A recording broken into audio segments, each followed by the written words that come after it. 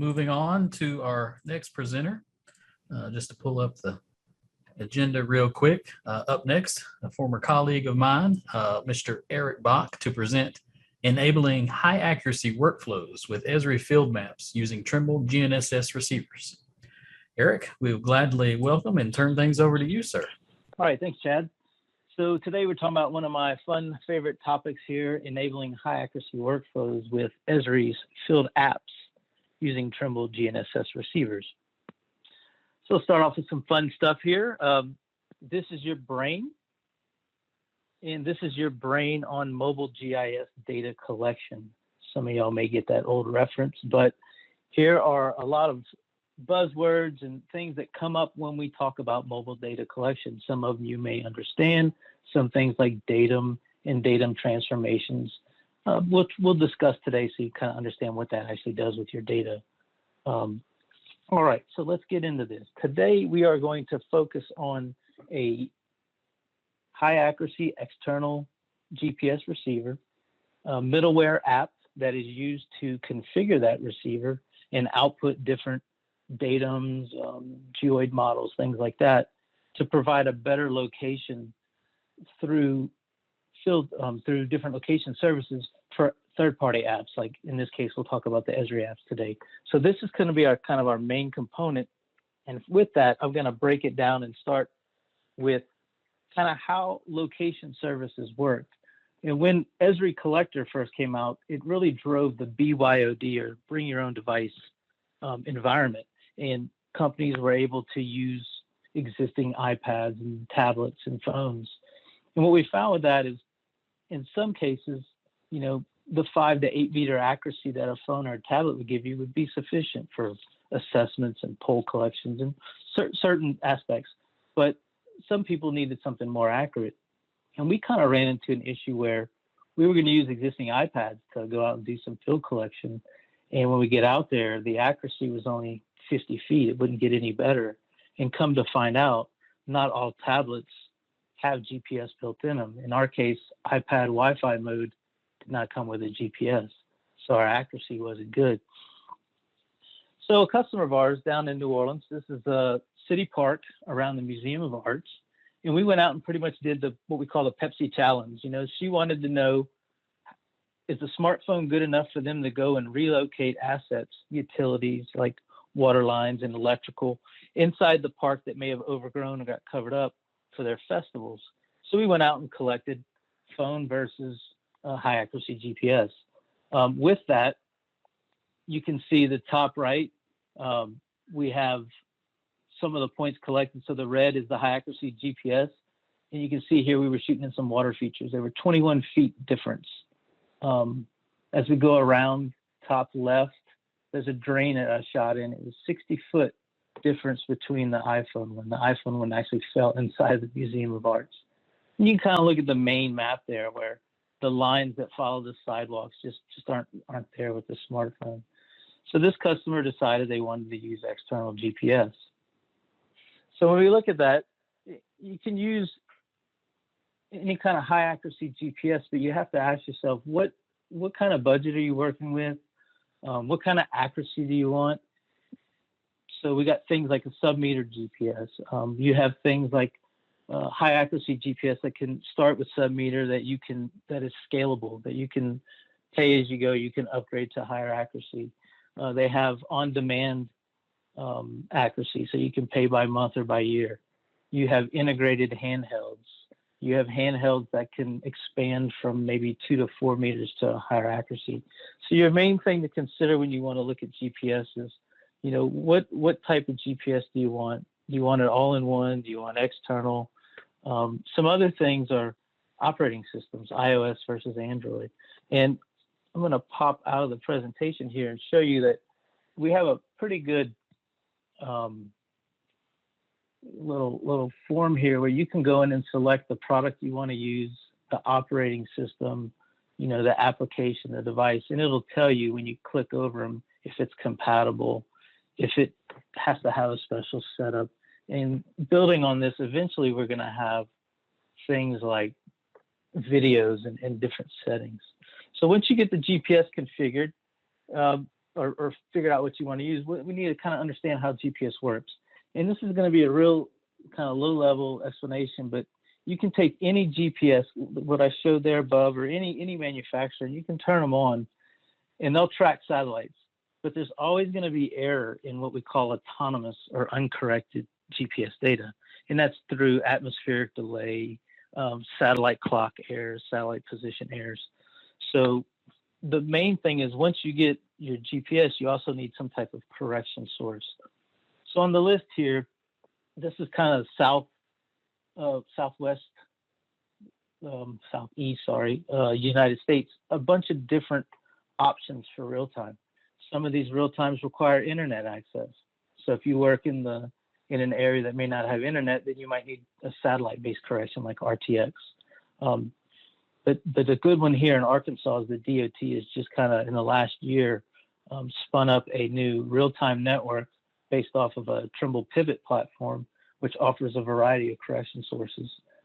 Pages is a local base. They offer correction sources. Those require internet. Then there's submeter, free submeter correction at the bottom, which is SBAS. Excuse me. So once you kind of get your GPS, you find out what kind of real time you want. Next thing you kind of have to understand is how it works. So this would be an example of kind of how the Arkansas DOT system works. You still have the same satellites up at the top that send you corrections that have some error. In the case of the DOT, you have to have a username and password, and your GPS sends its position to a server. That server models a virtual station, unless you're using one of their single base corrections. But in this VRS example here, it knows your position, it models the error, and it sends you corrections back. You can get really, really good results with this workflow. So now we kind of understand the GPS portion. So on the left there, now we're going to talk about this middleware app, this Trimble Mobile Manager, or whatever version app you use here. In my case, it's the Mobile Manager. This is an application that is free to download. It does require you to sign in with a Trimble ID. They've made it to where you can sign in with Google or Apple IDs, but it's all about security. With the recent, changes these days in our society, we're able to do stuff a lot quicker and instantaneous or near real time, working in directly with your databases. We need things secure. So Trimble has recently started off this new Trimble ID with these enhancements in security. So things like that pipeline that got hacked, those kind of things don't happen. Chase's presentation earlier this morning talked about some security stuff that with VPN and stuff. So you're starting to see a lot more with security, and our application has that built in as well. So this particular application works with our receivers, and it is able to configure up those real times like Arkansas DOT or Pages or RTX. And then we're able to configure out specific datums that we want to work with in our applications. So on the screen now is an example of what the application is going to look like when you run it. So I think this one, let's see, this one was on my iPhone yesterday. The first screen when you log in, you can swipe to the right or hit the menu, and it has all these options for you to configure. And the main one that I'm working with today is this GNSS configuration. And I wanted to show in the middle screen here, if you're using an R1 or SBAS receiver, the settings are pretty easy. I mean, you set it to auto, you set the output pretty much to auto, and then you can choose a geoid model, which we'll cover in the next slide. With the higher accuracy, so the survey grade or centimeter accuracy devices, you can take this a step further. And if you want to program in this case, I have DOT set up here. So I chose custom local. I have an IP address and port that I put in. And then I picked this thing called a mount point. And DOT offers, and there's probably 40 or 50 different things you can choose from. I picked one that would log not just US and Russian satellites, but that would log or send me corrections with Galileo satellites or QZSS, just all the ones that are available. So it's like a more robust correction that has a lot more information in it. But you have the ability to choose different formats to use with different kind of GPS units. In here, you can see right below the Arkansas mount point, I have what's called a GNSS source reference frame. And you can see I have NAD 83 2011 set up. If any of you have ever collected field data and your data has always, well, maybe shifted from the imagery or shifted from your old data roughly a meter in a certain direction, all the data the same way, that is what we call a datum shift. And what Trimble's done here is trying to take out some of these guesswork that you had to do in the past. Well, what datum are we working in? What epoch of that datum are we working in? Things like that. If you were to work in California, we have a button here where you can customize that epoch. They're on a system to where their stuff's constantly moving. So even though they may have a NAD 83 2011 datum, there's a specific point in time, which we call an epoch or a realization, and you have to pick that in order, so you're kind of comparing apples to apples. So that's kind of pre-built in. You're going to see some new stuff with this whenever NGS releases their next version of NAD 83. It's going to be something where we have to choose these customized epochs. Below that, I have a username password. In this case, I just threw in a test one. And then at the bottom, this is most important for when it comes to your third-party app. What datum and epoch do you want to send out to your GIS mobile application that you want to use? So we're able to ensure that customers get a very precise position, but also that they know what's going into their application. It's not really guesswork. So the next one here, this slide is really about the orthometric heights. And the reason this is important is at the time when this kind of came out, when Collector came out and the first couple of iterations of field maps, their applications currently only support height above ellipsoid values. And if you look at the graphic here, the ellipsoid is the blue dot all the way at the bottom, and you see the gentleman kind of standing on a hill. So the ellipsoid value is not something commonly we use when we're making maps that have to do with topographic maps and things like that. We like to use the orthometric height. That would give us an NAVD 88 value. If this were me collecting data, which you'll see in a minute, mine's going to be more under the water over there here in New Orleans, especially after the two storms we've been dealing with. So how do we set this up in Trimble Mobile Manager? Well, the last little screen you see in the bottom left, I have highlighted in red, you can actually go in and choose the geoid model that you want to use. That geoid model is what helps us calculate that orthometric height. In this case, Geoid 18 is the latest version. Now on the right side, you'll see this is my screenshot. Now this wasn't from yesterday because in this case, I was connected to my local base here in Louisiana. So I was using the LSU's GulfNets real time, but you can see I'm RTK fixed. I'm outside on a control point and I have my coordinates there. You see the ellipsoid heights, which is almost minus 78 feet. I know in New Orleans here, I'm at roughly around a foot elevation between a 0 and 1 foot in my yard where the control point is.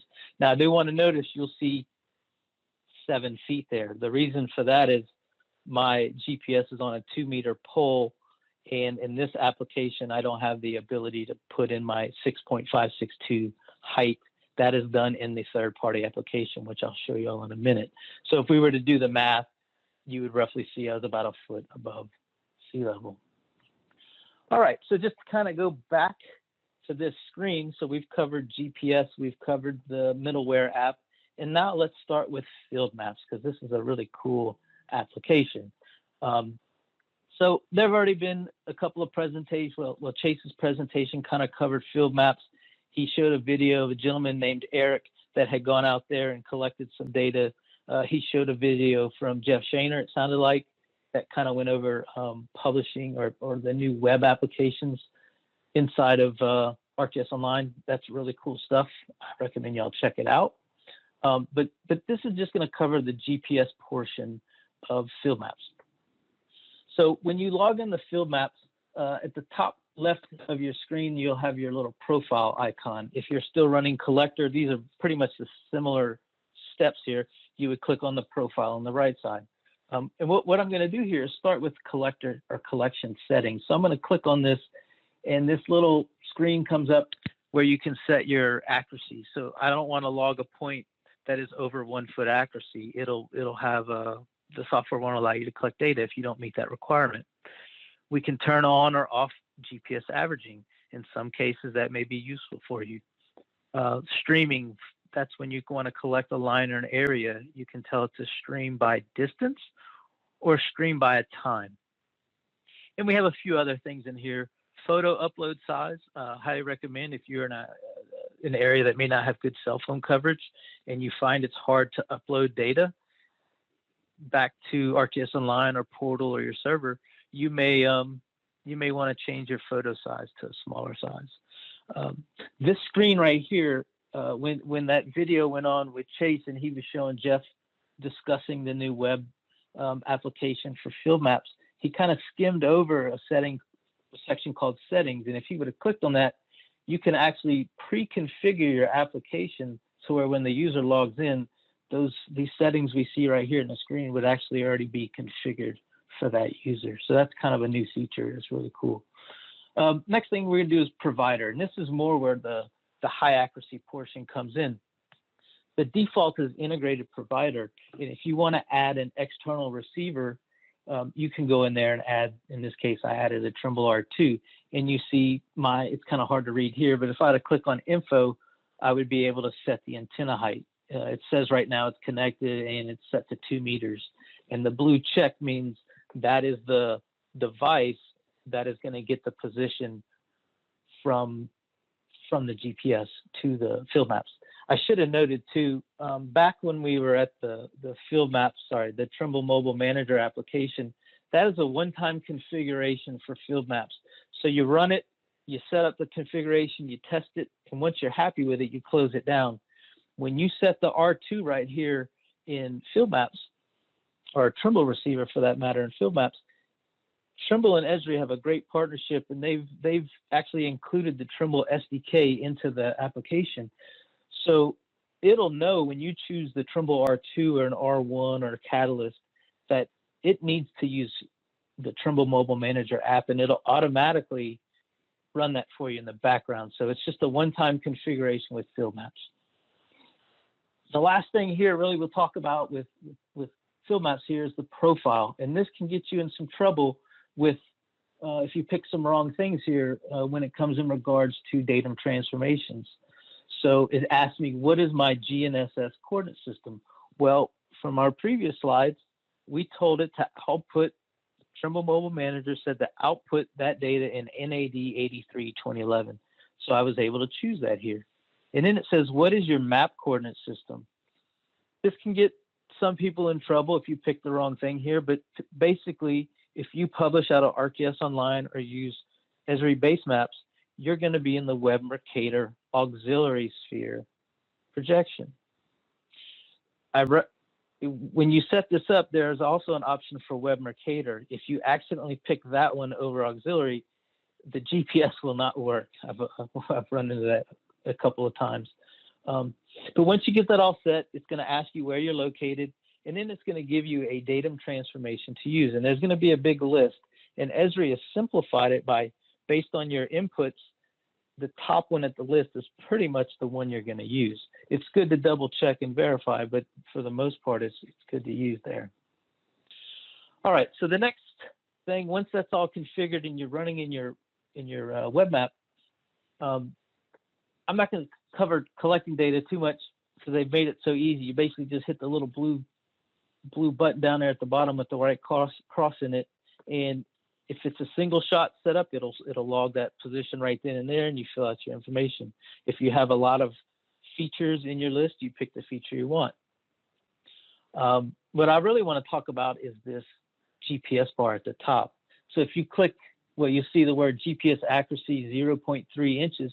If you click on that, it'll give you your details. In this case, I know I'm talking to the R2. I know my profile is correct. The altitude here is showing my mean sea level instead of height above ellipsoid. And then all this other information is showing up as well. All right, so that is field maps. I'm going to give y'all links at the end of the thing with videos. There's a lot of great information out there. So I got one more thing, sorry. I guess before you publish data, it's good that, or at least we recommend you set up your GPS metadata. This can be done a handful of ways in Esri. You can do it in ArcGIS Online. You can do this in ArcGIS Pro using the GPS metadata tool. You can build it by hand if you want to do that. But depending on what you type of point collection you want to use, averaging versus single point, your data is going to be populated differently. So if you have averaging turned on, it's only going to populate your general and your average point tabs here on the left. If you do single point, you'll get general and everything under single. And I want to point out that this is for point features only. They don't do lines or areas where you can get the metadata at this time. And one feature that Chase mentioned or on one of his slides with these enhancements is Esri wants to then store orthometric heights. So we have the ability to do it now with the Trimble Mobile Manager software, along with a little arcade expression, and I can share that with y'all as well. But in the future, this will kind of be embedded in their system. Right now, this altitude under general is stored as height above ellipsoid, so just keep that in mind. All right, a couple more here. We have Survey123. So I have a note here. Survey123 is a different group than the Field Maps group at Esri. They did not incorporate the Trimble SDK. So in this case, when we run Trimble Mobile Manager, we leave that running in the background, and then we start up Survey123. The settings in all these apps are very, very similar. So I log into my Survey123. I click up on the top under my profile. It's hard to see, but it's a satellite and EB. You can click on each one of those. In this case, I went to my settings. I'm going to click on location. And then in this case, I have two things going on here. I actually use the TDC 150 because it actually works with Survey123. The 150 also works with Collector. It does not work with Field Maps. But I wanted to show that with Survey123, you can connect directly to an integrated provider, or you can do the R2. So in this case, I went with the integrated provider. That's why I clicked the wrench there. And then from here, I go and set up my antenna height. And you get a little antenna height information here. I set, in this case, my TDC 150 I was holding in my hand, so I set that to 4 feet.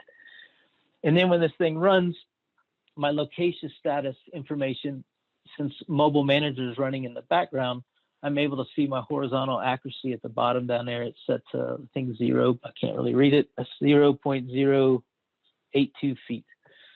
So that accuracy from that Trimble TDC 150 is porting over into the Survey123 app. They also have a little bit different way to store GNSS metadata. You got to go in and build it into their Excel spreadsheet. If anyone needs information on that, I can provide it. Quick capture. So quick capture is very similar. It's kind of like the other group there. They're not part of the Field Maps team, so this one also does not have the SDK built into it. The setup is pretty much the same way as we set up Survey123. So in here, I log in the quick capture. I set my location profile. From there, I choose my Bluetooth receiver. I click on Discover for Bluetooth, choose my external GPS receiver, set my antenna height, and then you can see here that it is tracking my Trimble R2. It says RTK fixed. I know that is the best accuracy we can get, centimeter accuracy, when it says RTK fixed. And then here at the bottom on the main screen, it's kind of coincidental. When I spun this up 2 years ago at the Esri conference when they released this, we were flying home to a hurricane, so we spun up a disaster response app to test out. And, you know, here I am 2 years later dealing with it again, so maybe this is a sign. But anyway, we have GPS accuracy at less than a foot. That is really how we spin up our 3 apps there. Here is just a quick page on, there's a wealth of information out there, videos. Trimble has a blog. I recommend if you want to see this orthometric heights. It says Collector, but you know, Field Maps is essentially Collector built into it, so the information comes across the same. Esri has a great Field Maps blog. Jeff Shaner and a bunch of the team post stuff, and there's a lot of good videos on some of the things that were shown today. They go into more detail with that. All right, so with that, here is my contact information.